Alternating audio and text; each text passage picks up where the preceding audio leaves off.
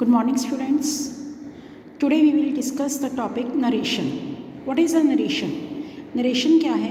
Narration को कहते हैं कथन, means कि किसी की कही हुई बात. Narration is also called speech. तो नरेशन को हम इंग्लिश में स्पीच या फिर हिंदी में कथन भी कहते हैं. मीन्स कि किसी की कही गई बात. तो किसी की कही हुई बात को हम दो तरीके से रिप्रेजेंट कर सकते हैं. एक है उसकी बात को हम एज इट इज़ जैसे उसने बोला वैसे कि वैसे उसको रिप्रेजेंट करना, और दूसरा है उसके वर्ड्स को अपने वर्ड्स में, उसका मीनिंग चेंज किए बिना उसको अपने वर्ड्स में बोलना. तो देखिए, direct speech, the exact words used by the speaker. जब स्पीकर के द्वारा यूज़ किए गए एग्जैक्ट वर्ड्स को हम बोलते हैं, एज इट इज़ बोलते हैं, तो उसे हम क्या कहते हैं? Direct speech.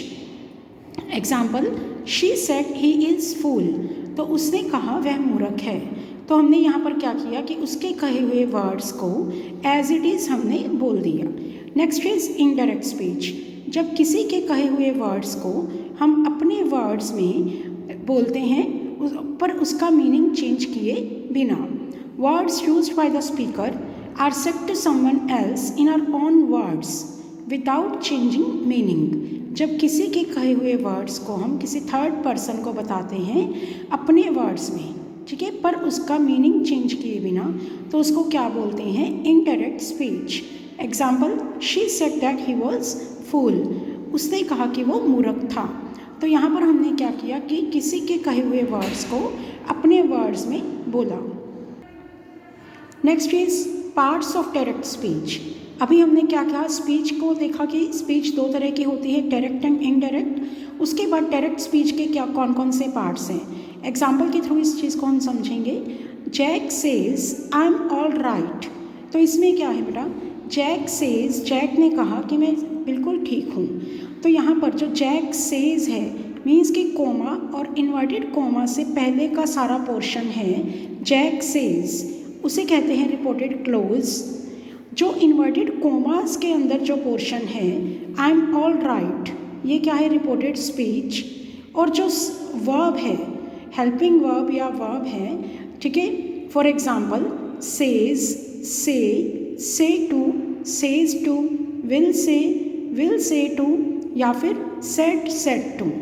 तो से की कोई भी फॉर्म आ जाए तो वो क्या होगी? Reporting verb.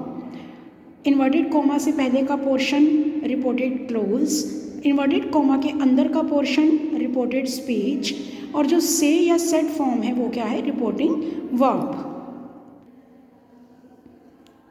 Next is important points to remember in case of direct and indirect speech.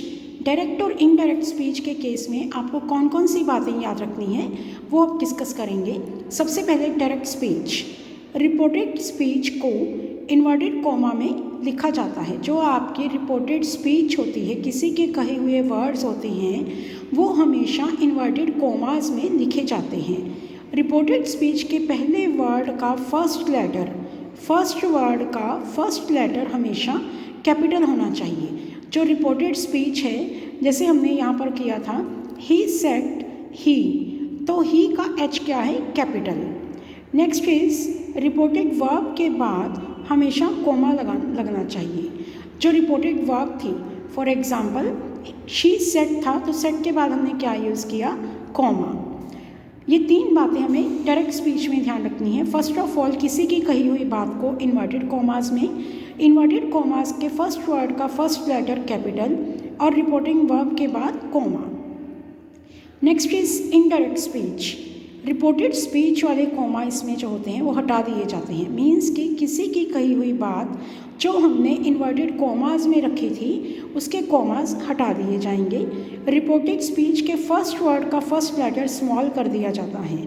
जो फर्स्ट लेटर होता है, जो हमने किया था ऊपर वाले स्टेप में कि डायरेक्ट में वो बड़ा होता है, कैपिटल होता है, इसमें वो स्मॉल कर दिया जाता है.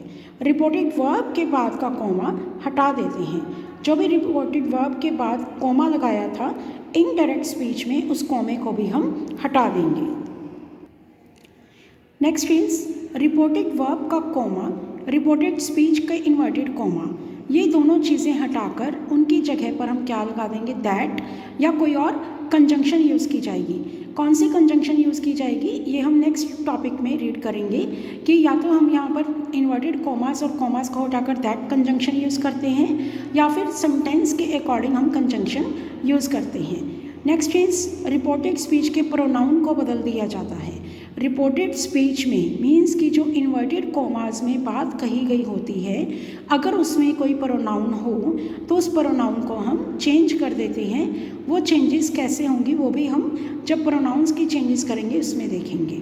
नेक्स्ट इज अगर रिपोर्टेड वर्ब प्रेजेंट और फ्यूचर में हो, प्रेजेंट और फ्यूचर मीन्स वहाँ पर say, says, will say to, says to आ जाए, इनमें से कोई भी हो तो सिर्फ प्रोनाउन चेंज होते हैं। पर अगर रिपोर्टिंग वर्ब पास्ट में हो, पास्ट मीन्स सेड या फिर सेड टू, तो प्रोनाउंस चेंज होंगे, डिस्टेंस, नियरनेस, वर्ड्स चेंज होंगे एंड रिपोर्टेड स्पीच का टेंस भी चेंज होगा। नेक्स्ट इज अगर रिपोर्टेड स्पीच यूनिवर्सल ट्रुथ या फिर कॉन्टिन्यूस हैबिचुअल एक्शन हो।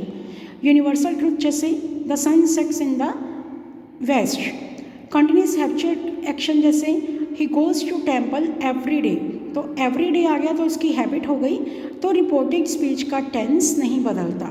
चाहे रिपोर्टेड वर्ब वहाँ पर प्रेजेंट में हो या पास्ट में हो, अगर यूनिवर्सल ट्रुथ या कोई कॉन्टिन्यूस हैबिचुअल एक्शन आ जाए तो वहाँ पर रिपोर्टेड स्पीच का टेंस नहीं बदलता।